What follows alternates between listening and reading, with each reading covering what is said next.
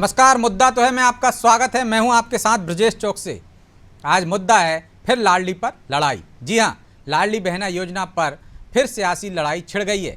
हर महीने 8,500 देने का वादा करने वाली कांग्रेस ने चिंता जताई है कि अगर ऐसे ही सरकार लाडलियों को राशि देती रही तो प्रदेश की अर्थव्यवस्था चौपट हो जाएगी, जिस पर अब बीजेपी कह रही है कि कांग्रेस को टेंशन लेने की जरूरत नहीं है।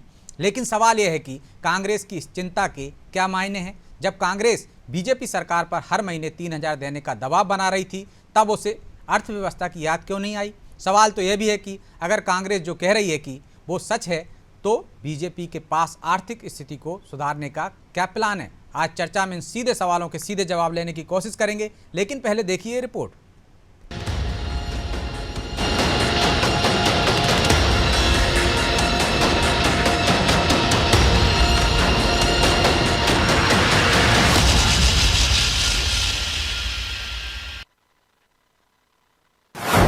लाडली बहना योजना पर फिर लड़ाई।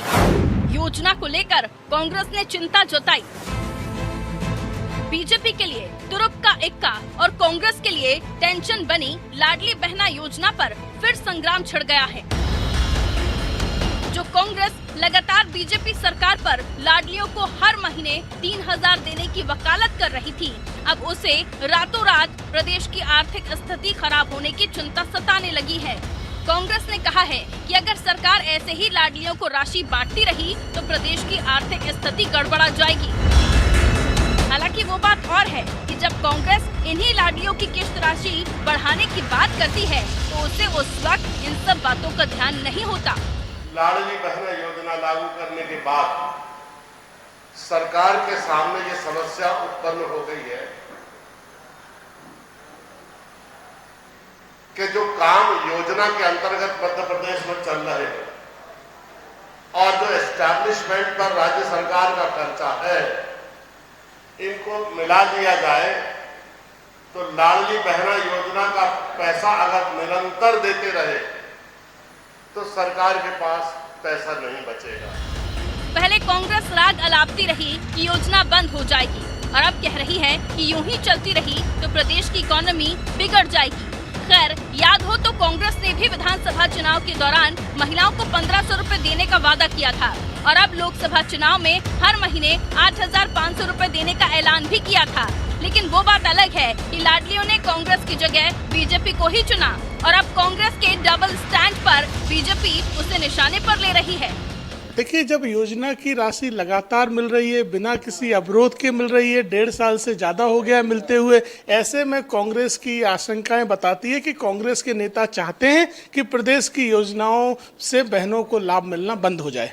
ऐसा लगता है कि कांग्रेस के लिए लाडली बहना योजना गले की फांस बन गई है, लिहाजा वो इस फांस को निकालने के लिए तरह तरह के पैतरे आजमा रही है। लेकिन बीजेपी कांग्रेस की सोच से भी 2 कदम आगे है। वो साफ कर चुकी है कि कोई योजना बंद नहीं होगी। बीजेपी ये भी समझा रही है कि लाडली बहना योजना ने उसकी जीत में बड़ा रोल अदा किया है। कुल मिलाकर लाडली पर ये लड़ाई फिलहाल रुकने वाली नहीं है। ब्यूरो रिपोर्ट, अनादि टीवी।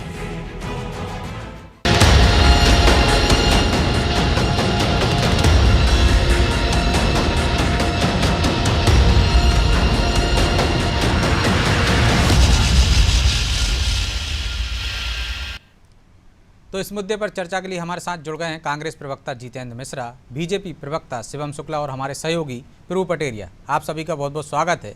जितेंद्र जी, शुरुआत आपसे ही करेंगे। मुकेश नायक जी को आपने सुना है, कांग्रेस का ये डबल स्टैंड क्यों? कभी आप कहते हैं कि 3,000 रुपये दीजिए, आपने वादा किया था, अब आप कह रहे हैं कि ऐसे ही राशि देते रहे तो अर्थव्यवस्था खराब हो जाएगी मध्य प्रदेश की। अच्छी बात है, चिंता कर रहे हैं आप विपक्ष के नाते, लेकिन ये डबल स्टैंड क्यों? ये क्या राशि बंद कर देनी चाहिए?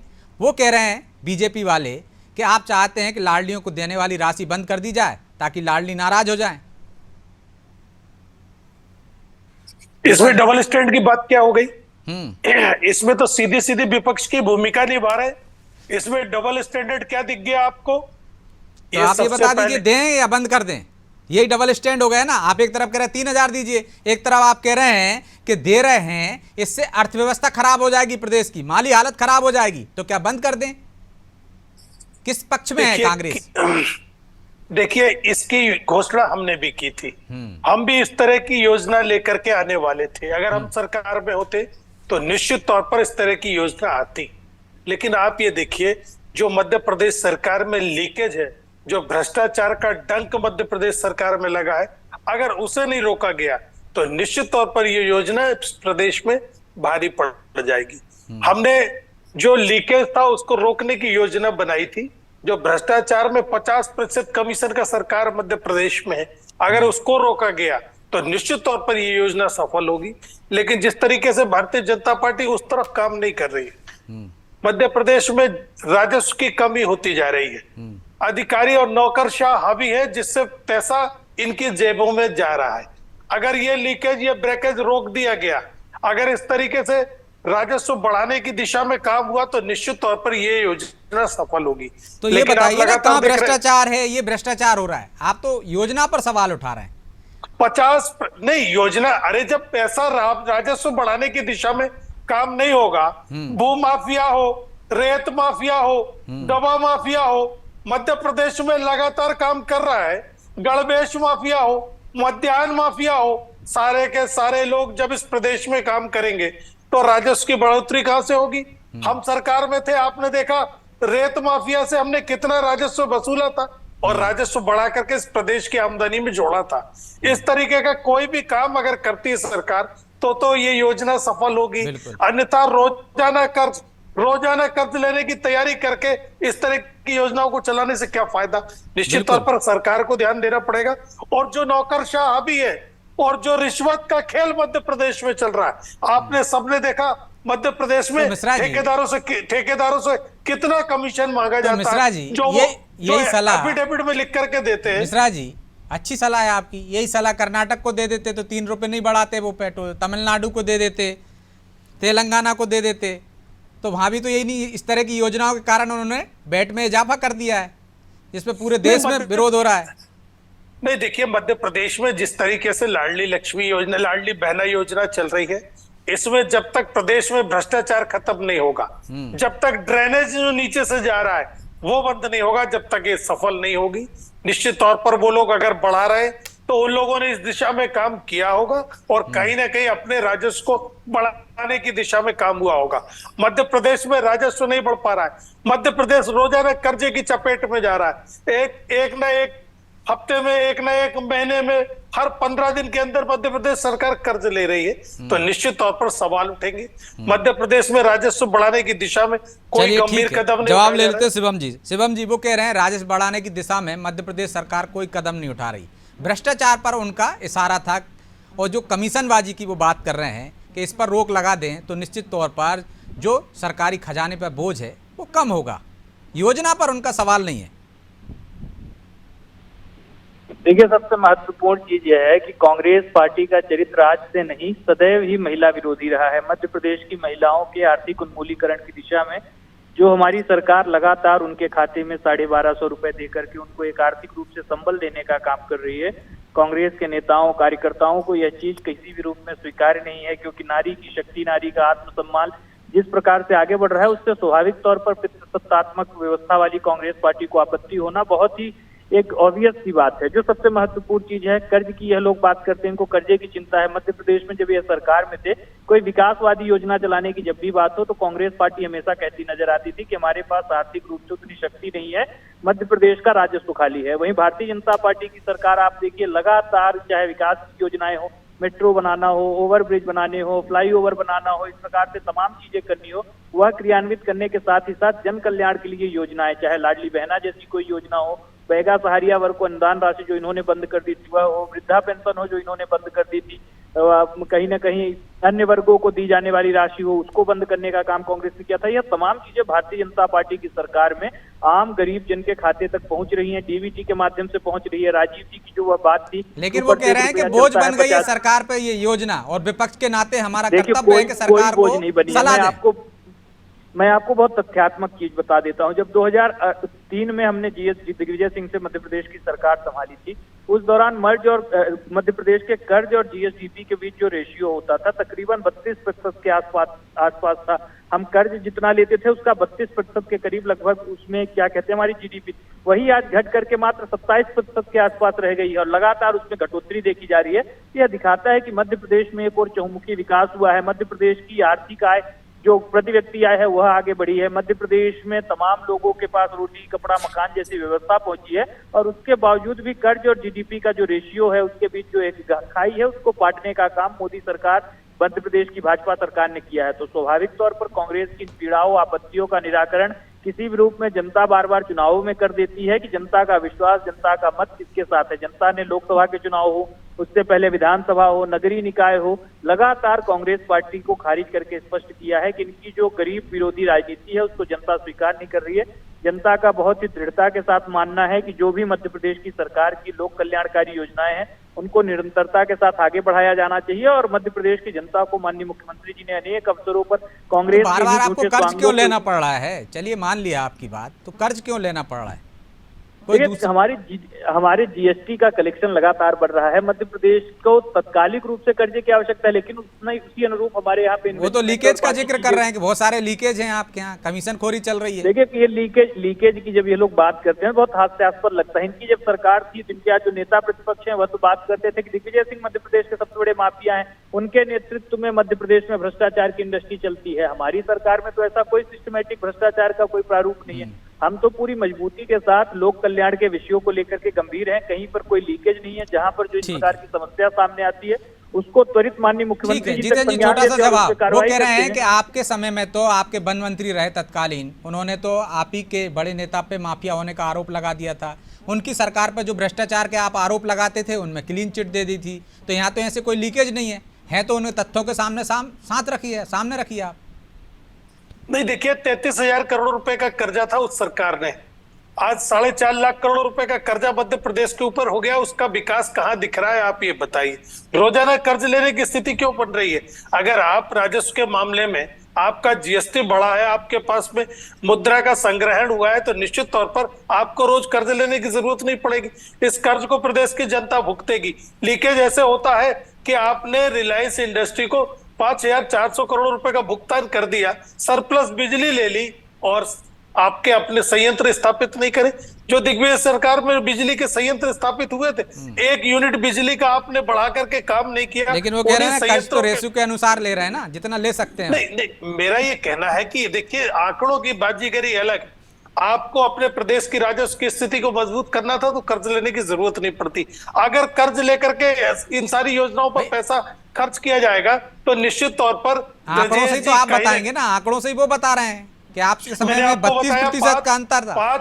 5,400 करोड़ रुपए का जो रिलायंस इंडस्ट्री को पेमेंट हुआ है, क्या आपने उतनी बिजली ली जो आपने उससे एग्रीमेंट किया था? उसको तो पैसा देना पड़ा ना, उतनी बिजली की जरूरत नहीं रही। आखिर जो आपका एग्रीमेंट था वो पैसा वो लेकर के खड़े हो गए। इस तरह की अनेक चीजें हैं जो मध्य प्रदेश में हो रही हैं। कहीं ना कहीं इन पर रोक लगाई जानी चाहिए। और मैं तो कहता हूँ नौकरशाही अगर अंकुश नहीं लगाया तो निश्चित तौर पर भ्रष्टाचार मध्य प्रदेश में। प्रभु जी को भी चर्चा में शामिल कर लेता हूँ। प्रभु जी, आखिर कांग्रेस की चिंता की वजह क्या देखते हैं आप? एक तरफ वो कहती है कि लाडलियों को 3,000 रुपए दीजिए, दूसरी तरफ कह रही है कि 1250 दे रहे हैं तो माली हालत खराब हो जाएगी, कर्ज में डूब जाएगा, आर्थिक स्थिति खराब हो जाएगी। क्या चाहती है कांग्रेस? या गले की फांस बन गई लाडली बहना योजना? ना निगल सकती है ना उगल सकती है। देखिए ब्रजेश जी, कांग्रेस कहें दिग्भ्रमित है, दिशा भ्रम की शिकार हो गई है कांग्रेस। करे तो करे क्या? विधानसभा का सत्र सामने आने वाला है, उनके पास मुद्दों का अकाल है। कोई ऐसे मुद्दे वो अभी कुछ ऐसे खड़े नहीं कर पाए जिस पर सरकार को घेरे। लाडली बहना योजना मध्य प्रदेश में शिवराज सिंह चौहान ने तब घोषणा की थी जब कांग्रेस की ये स्कीम कर्नाटक में लागू हो गई थी और ये ऐसा कांग्रेस में तैयारी चल रही थी कि ऐसी स्कीम वो लाएंगे, नारी सम्मान योजना लाने वाले। तो शिवराज सिंह चौहान ने उस योजना को घोषित किया था। फिर नारी सम्मान योजना कांग्रेस ने घोषित की, उनकी लाडली बहना पे जनता ने भरोसा किया, नारी सम्मान पे भरोसा नहीं किया। शिवराज सिंह चौहान ने जो कहा कि इसमें 12,000 रुपये देंगे, फिर 1,250, फिर 1,500, फिर 1,750, इस तरीके से बढ़ाकर 3,000 रुपये तक ले जाएंगे। मोहन यादव जी भी वही बात कह रहे हैं उनके बाद जो मुख्यमंत्री बने। कांग्रेस को दिक्कत क्या हो रही है कि उनको यही नहीं पता कि वो किस लाइन पे जाना है। एक तरफ वो कह रहे हैं कि 3,000 करिए और दूसरी तरफ वो कह रहे हैं कि इससे जो है सरकार पर आर्थिक बोझ पड़ रहा है प्रदेश पर। अरे आपको मांग करनी है तो जो 2 लाख लाडली बहनाएं कम हो गई हैं उस पर बात कीजिए आपकी जो कम हो गई हैं, और जो चुनाव के पहले जो संख्या निर्धारित थी जब तक आवेदन लिए जा रहे थे, उसके बाद आवेदन की प्रक्रिया कीजिए कि अब जो पात्र हो गई हैं उस योजना में शामिल होने के लिए, उनको शामिल कराने के लिए आप लड़ाई लड़िए, तो जनता आपके साथ आएगी, तब तो बात आप करेंगे। आप यदि केवल बयान जारी करने के लिए कि एक नेता कहता है कि 3000 कर दीजिए, दूसरा कहता है कि नहीं ये योजना से तो जो प्रदेश की माली हालत खराब हो जाएगी। अभी जितेंद्र जी याद दिला रहे थे कितना 33,000 करोड़ का कर्जा किसका, कमलनाथ सरकार का बता रहे थे, किसका बता रहे थे? दिग्विजय सिंह सरकार का। तो जितेंद्र जी तब का बजट आपको याद है कितने का बजट था? उस समय बजट था 27,000 करोड़ का प्रदेश का। आप रिकॉर्ड उठाकर देख लीजिएगा, तब 33,000 करोड़ रुपए जो है प्रदेश पर कर था। साल 2002 का ये आंकड़ा है जो आप कह रहे थे। कमलनाथ सरकार में हर हफ्ते कर्ज लिए गए हैं। कमलनाथ की सरकार का आप रिकॉर्ड जो है, अब सरकार की गजट नोटिफिकेशन पे चले जाएं, आपको गजट मिल जाएंगे। तो कर्ज हर सरकार की लेने की प्रक्रिया होती है। हम कांग्रेस को दोष नहीं दे रहे हैं, बीजेपी को दोष नहीं दे रहे हैं, किसी का ना पक्ष ले रहे हैं ना विरोध कर रहे हैं, लेकिन जो हकीकत है उसको समझ के हम बात करें। हम एक पक्ष उठा लेते हैं जो अपने फायदे का बोलने के लिए, दूसरे पक्ष को हम छोड़ देते हैं, तो दूसरा पार्टी वाला उस बात को बोलता है। कमलनाथ सरकार में भी हर हफ्ते कर्ज लिए गए, अभी भी कर्ज लिए जा रहे हैं। आपने कहा हर महीने कर्ज ले रहे हैं, निश्चित तौर पर हर महीने सरकार कर्ज ले रही है। एक तथ्य यहाँ पर यह भी है कि मध्य प्रदेश की जीएसटी से आय बढ़ी है, सामाजिक योजनाओं का बोझ भी मध्य प्रदेश पर बढ़ा है। निश्चित तौर पर इसमें कोई दो राय नहीं है। सरकार को और आय के साधन बढ़ाने पड़ेंगे जिससे विकास की पहिया न थमे और सामाजिक योजनाएं भी उनकी चलते रही, यहाँ तक भी ठीक है। लेकिन जो आम जनता का मुद्दा है, जितेंद्र जी आपकी पार्टी के नेताओं को समझाइए इस बात को कि लाडली बहना में जो संख्या जहाँ तक निर्धारित थी वहाँ से 2 लाख घट गई हैं। अब जो पात्र हो गई हैं उस योजना के हकदार, उनको शामिल करने के लिए सरकार कब अभियान चलाएगी, कब आवेदन खोले जाएंगे, उनको पात्र बनाइए। आप जो भ्रष्टाचार की बात कर रहे हैं तो इसके बाकायदा आधार लिंकेज योजना है, स्क्रूटनी की गई, आवेदन फॉर्म लगे हैं, पूरा डाटा आप आरटीआई से निकालिए, उसके बाद भ्रष्टाचार के आरोप लगाइए। सीधे सीधे केवल आरोप लगा देना कि 50% पैसा जो है बर्बाद हो रहा है, क्योंकि ये पैसा तो डीबीटी से महिलाओं के खाते में जा रहा है। कोई जैसे जिस तरीके से नर्सिंग घोटाला उजागर हुआ, जिस तरीके से और भी घोटाले, संबल घोटाला उजागर हो रहा है, वैसे ही इस घोटाले को उजागर कीजिए आप, तो मुद्दा है जनता के इसमें कांग्रेस काम करती हुई दिखाई देगी। प्रभु जी कि नर्सिंग घोटाला उजागर हो गया और आज ट्वीट कर रहे हैं उमंग सिंघार नेता प्रतिपक्ष कि हमें वीडियो दे दीजिए, ऑडियो दे दीजिए, कोई तथ्य हो तो दे दीजिए ताकि विधानसभा में उठा सके। तो क्या जनता को आपको साथ लेना है जितेंद्र जी, तो अपने नेताओं को इस बात की तरफ मोटिवेट कीजिए कि जनता से जुड़े हुए कामों के लिए सरकार को घेरें। सिर्फ आरोप लगाना, सिर्फ बयान देना यहाँ तक ठीक नहीं है। आप लोग आइए, बिल्कुल सवाल उठाइए, सरकार को घेरिए, मीडिया भी आपका साथ देगा, लेकिन तथ्यों पर आइए, तथ्यों के साथ बात कीजिए। अब आपके 2 ही तरह की बातें आनी जिस पर हम बात कर रहे हैं कि कांग्रेस का एक धड़ा कह रहा है कि पैसा बर्बाद कर रहे हैं योजना में पैसा देके, दूसरा धड़ा कह रहा है 3000 रुपये कर दीजिए। तो जरा यहाँ पर विचार करने की बात। तो कांग्रेस दिग्भ्रमित है, भटकी हुई है, वो एक लाइन नहीं पकड़ पा रही, जनता के हित की बात नहीं कर पा रही। जितेंद्र, निश्चित तौर पर ब्रजेश जी, हम ये मांग कर रहे हैं कि राहत पहुंचाने की दिशा में काम होना चाहिए, लेकिन ये पैसा लाओगे कहां से? आपने तो चुनावी लाभ लेने के लिए घोषणा कर दी, लेकिन रोड मैप कहां है आपका? आपने देखा संबल के माध्यम से किस तरीके से पैसा लूटा गया, आपके सामने आया कि नहीं आया? लेकिन जितेंद्र जी, रोड मैप तो आपकी सरकार भी नहीं देती, आपकी पार्टी भी नहीं देती। मैंने आपसे कहा ना कि कैसे कर्नाटक में 3 रुपए बढ़ गए। ब्रजेश जी, एक मिनट मैं आपको वही बताना जा रहा हूँ जी। नहीं, क्या जितेंद्र जी बोलूं मैं? सुन लीजिए, मैं बोलूं? सरकार असफल हो जाए, ना दे पाए तो आपके लिए तो और अच्छी बात है, असफलता गिनाने के लिए मौके मिलेंगे। आप काहे को चिंता जाहिर करके उसको और वो अलर्ट मोड पे डाल रहे हो उसको? नहीं, देखिए प्रभु जी, बहनों को पैसा नहीं दे पाए, असफल हो जाए, विकास न बन पाए, तो फिर आपके लिए अच्छा है।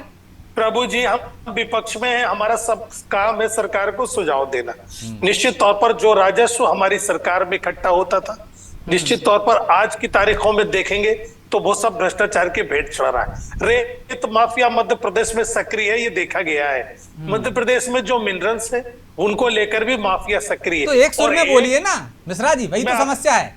एक सुर में बोलिए ना, आपके आधे नेता कुछ बोलते हैं, क्या गुटबाजी है? मैं आपसे ये कह रहा हूँ कि खाली इसकी बात नहीं, जो महिलाएं छूट गई उनको दिया जाना चाहिए, निश्चित दिया जाना चाहिए, लेकिन कर्ज का बोझ बढ़ा करके नहीं दिया जाना चाहिए। आप अपने राजस्व में भी बढ़ोतरी कीजिए। हमने ये आवाज भी उठाई है कि 1 लाख वृद्धावस्था पेंशन के लोगों को कम कर दिया गया है। वो कम क्यों किया गया, उसके पीछे भी सरकार का जवाब आना चाहिए, उसको लेकर के भी मांग उठाइए। लेकिन आप जब तक अपना 50% भ्रष्टाचार नहीं रोकेंगे, जब तक इस प्रदेश को घाटे में लगातार ले जाते प्रभु जी रहेंगे। कह रहे हैं ना, तथ्यों के साथ आइए ना, साबित कीजिए RTI से जितेंद्र दीजिए जी, कि ये भ्रष्टाचार हो रहा है। इसी प्लेटफॉर्म पे जितेंद्र जी जहां हम चर्चा कर रहे हैं, आपके एक प्रवक्ता, इसी प्लेटफॉर्म पे आपके एक प्रवक्ता जो होशंगाबाद से आते हैं, वो कसम खा के गए थे कि वो रेत का ट्रक पकड़ेंगे जो अवैध जा रहा है।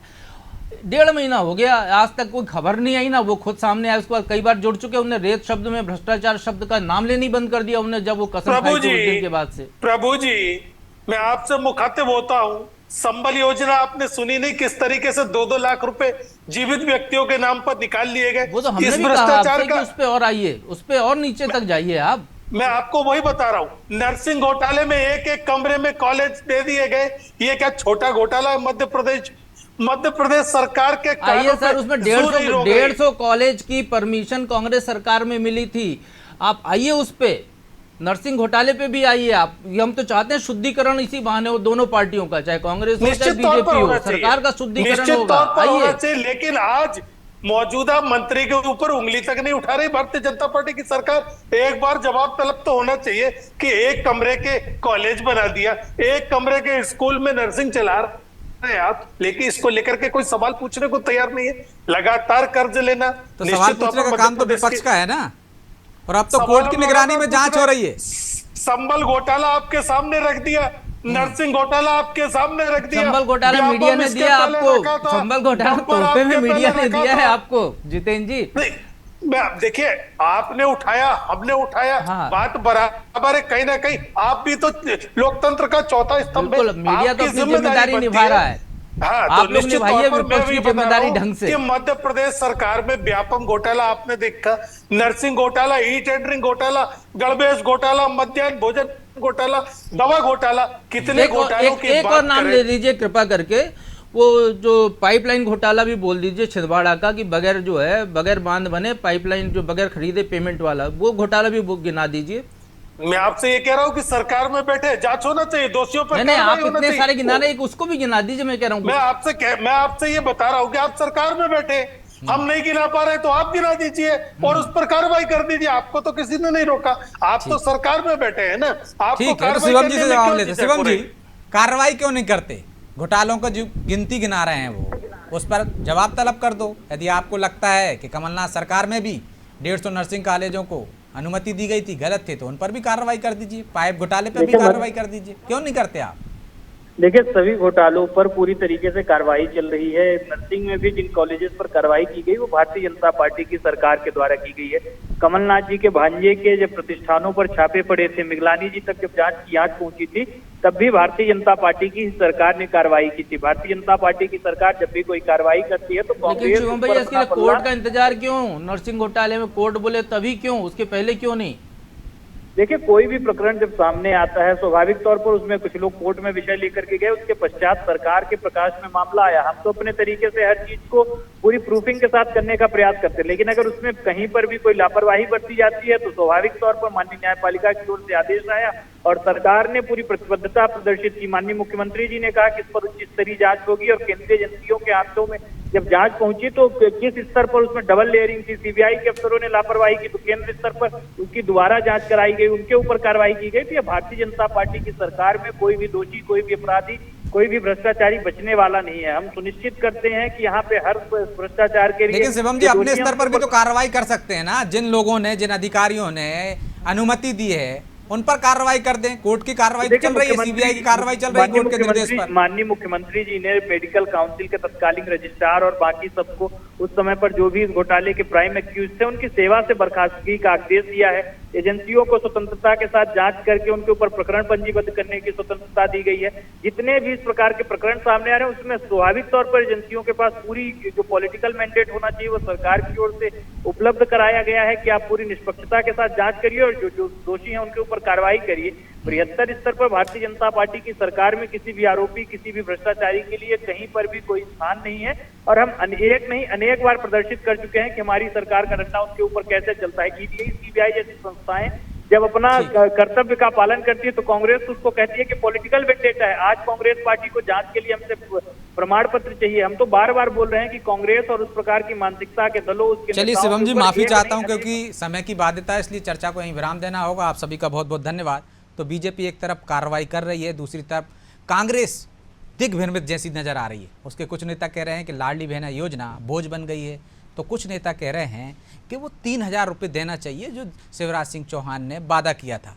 क्या कांग्रेस को एक सुर में बोलना चाहिए, सरकार को घेरना चाहिए, जनता से जुड़े मुद्दों पर आवाज़ उठानी चाहिए, या लाडली बहना निश्चित तौर पर उसके लिए संकट बन गई है? वो चाहती है कि कहीं ना कहीं ये योजना सरकार बंद कर दे तो लाडली बहनों को वो उकसा सके। दूसरी तरफ जहाँ पर उसकी सरकारें हैं वहाँ वो इस तरह की योजना चला रही है। बहरहाल मुद्दा तो है। मैं इतना ही, मुझे दीजिए इजाज़त और आप देखते रहिए नादी टीवी। नमस्कार।